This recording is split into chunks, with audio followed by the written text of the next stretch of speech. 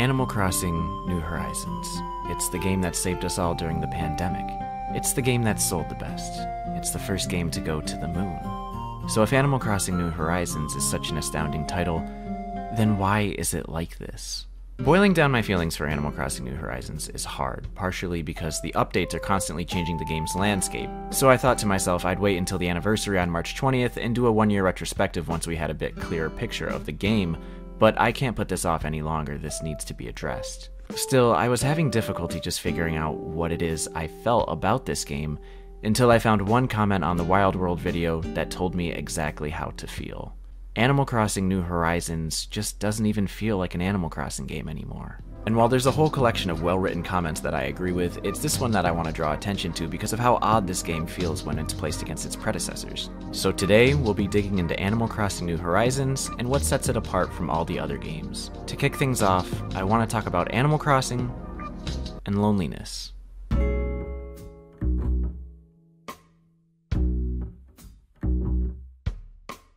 I moved recently, and as it turns out, moving is very terrifying and depressing. Traveling to a new area where you don't really know anybody or anything is especially daunting. The entire first week was filled with crying and mental breakdowns and thoughts about how much I would just love to be with my friends again back home. Also, this is only the second week. I just felt very alone, and so to combat these feelings, I did what I've done several times before and turned on Animal Crossing. I played for the better part of an hour, and that's when it hit me. This game is incredibly empty.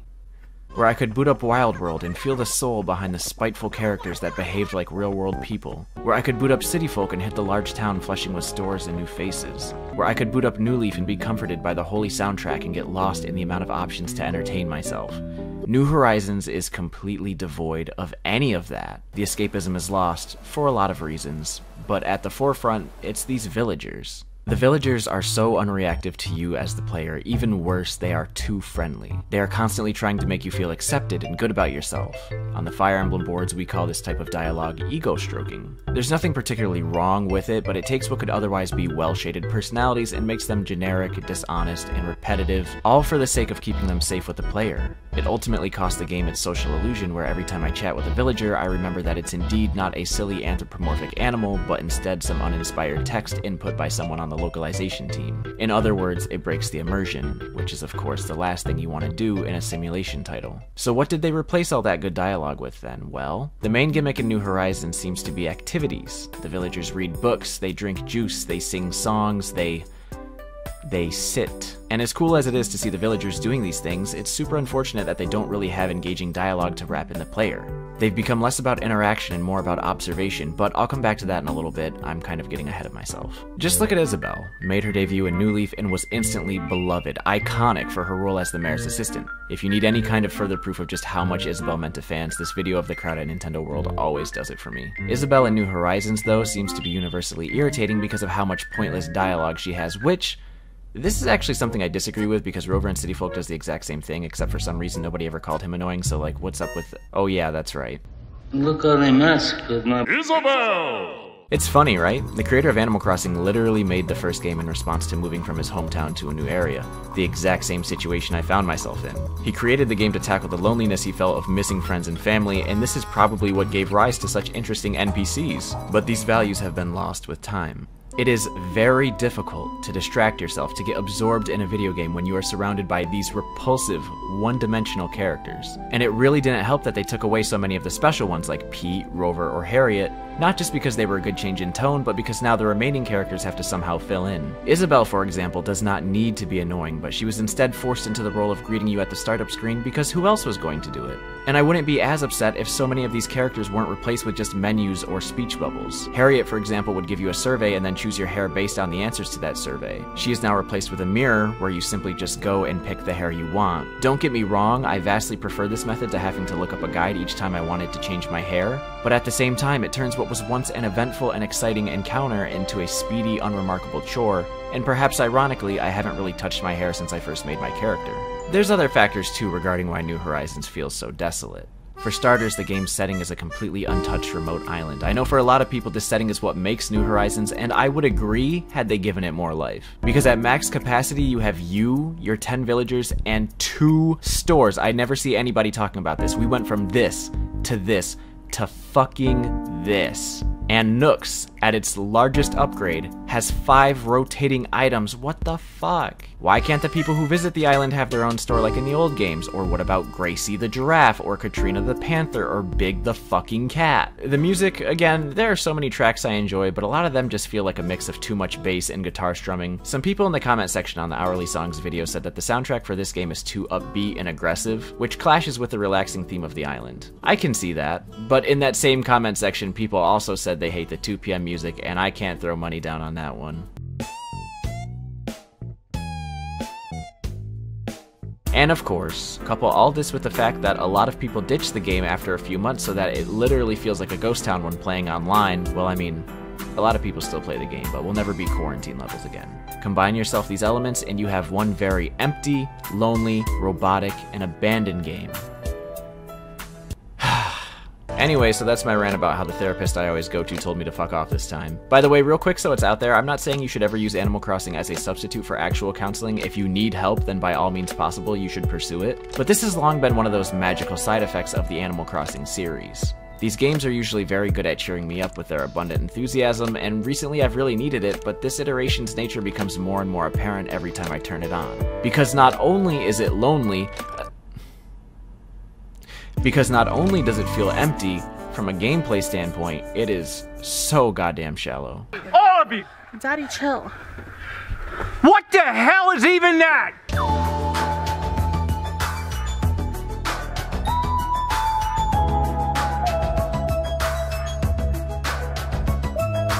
Going into this, the 2 new big additions that got most people excited were crafting and terraforming. And under normal circumstances, yes, these are fine additions that it's perfectly logical to be excited for. I was too. But Nintendo do what Nintendo done does and poorly implemented it. With crafting specifically, it's honestly not a bad system, but everything to do with it is. Like getting totally random DIYs from balloons and on the beach. Add in characters like Gulliver or Celeste who both show up randomly, but then give you a random DIY or item sometimes used for another DIY. This is way, way, way too much RNG. Probably the most notable example from my group of friends was trying to get a cutting board.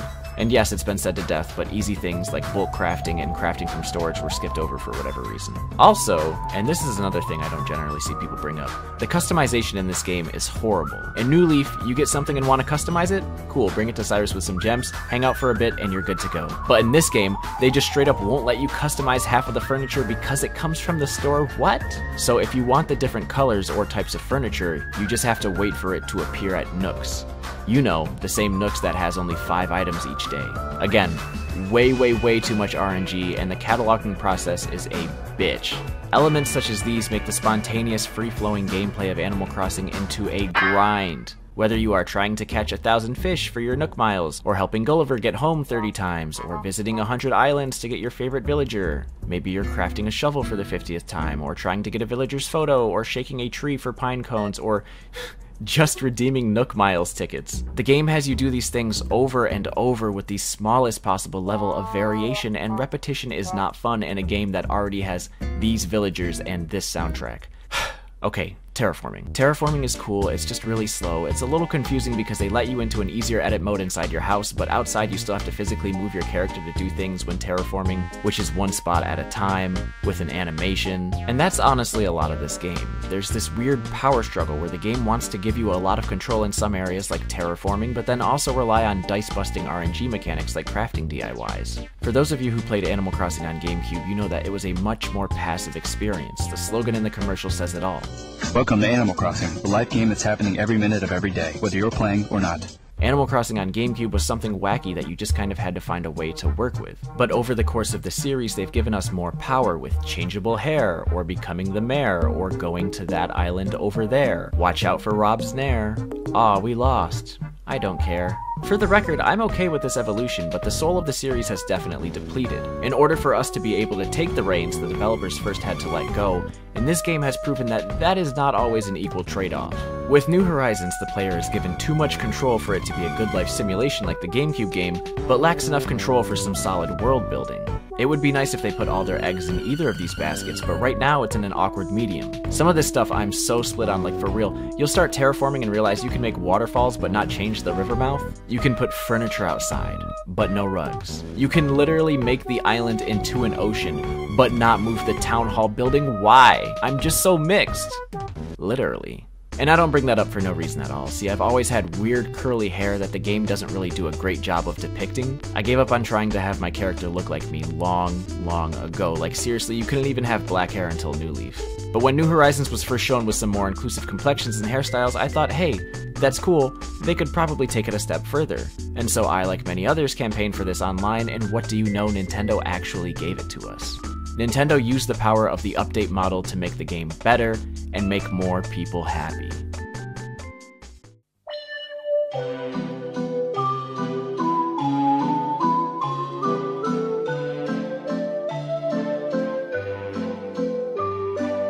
Now, this is a solid example of Nintendo hearing feedback and listening. Under these circumstances, you would think Nintendo could wield the power of updates to make the best possible Animal Crossing game, and maybe when the curtain is closing on New Horizons, it will be just that. But then someone tell me, why the fuck, after 11 months, can I still not craft multiple items at once? Why can I still not redeem several Nook Miles tickets? Why can I not put DIYs or flowers in my storage? We have been asking for this since the game came out. Nintendo knows this, and Nintendo knows that we know that they know that we know this, so come on! I literally cannot think of any reason unless they're trying to purposefully, like... Because the devs wanted to inflate the game time so that when I tell you I've put 1,400 hours into the game, the reality is that 200 of those hours were me mashing the A button in front of a machine while I watched Natalie on Twitch. Oh! They are doing updates in the worst way possible, and when I say that, I mean updates that don't make the game easier, updates that don't add back what still lacks from the previous games, and updates that don't add what people are asking for. Sure, we happen to have one exception, but right now it has been 8 years since New Leaf, and that launched as a more complete game than what New Horizons has done after a year of updates. Because of this, I have no choice but to call Nintendo out for releasing an unfinished game. The update model originally seemed reserved for things like holidays or limited time events.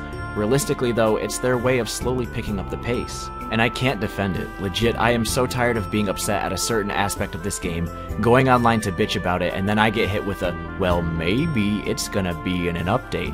Yeah, Nancy, fucking when? I feel like for me to accurately express how much of a step down New Horizons is, I have to draw a lot of comparisons between New Leaf. But New Leaf is a very, very special game, one that deserves its own video, so for now we'll just do a lightning round on the multiplayer. During New Leaf era, the multiplayer was unmatched. You could have friends over, they could explore your town, they could shop at your main street. If they came to sell turnips, they could access their own storage from your town. If they needed more money, they could access their own bank account from your town. If you guys were really down to hang, you could head to the island together to play some mini-games. Despite how fun the multiplayer was though, it was somewhat held back by the aspects of the 3DS. I thought the loading times for people coming and going took way too long, and if someone disconnected, you lost the entire session's worth.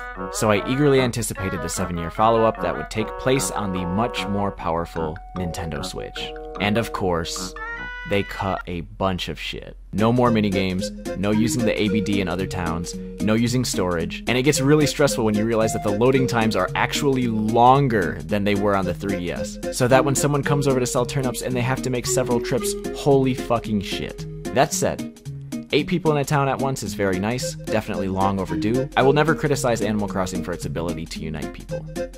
But I will criticize those people.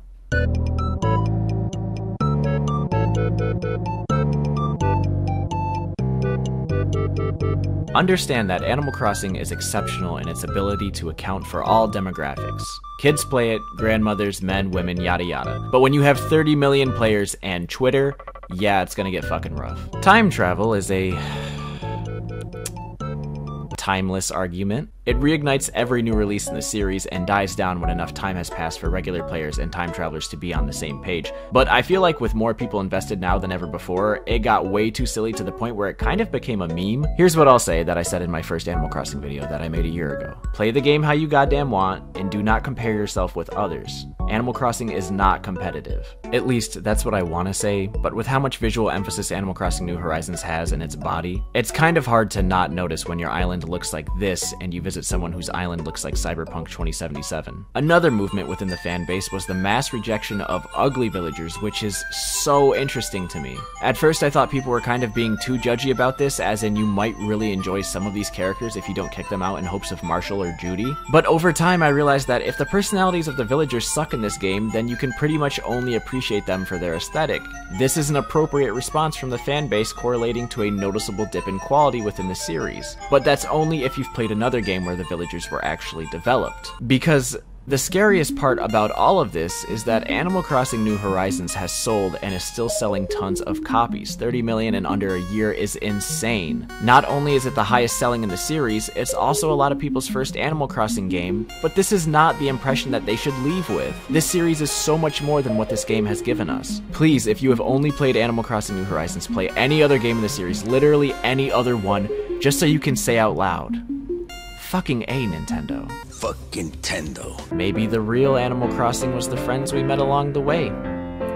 Yeah, that sounds like a joke, but Natalie, Nick, Violet, Jane, Logan, Amanda, Erica May, Clement, Nin, Karen, Chloe, Elise, Santi, Lena, Allison, Ryan, Danny, Keon, Rachel, Bethica, Dianita, Sherry, Ariba. That's just off the top of my head, I'm sure I missed a bunch.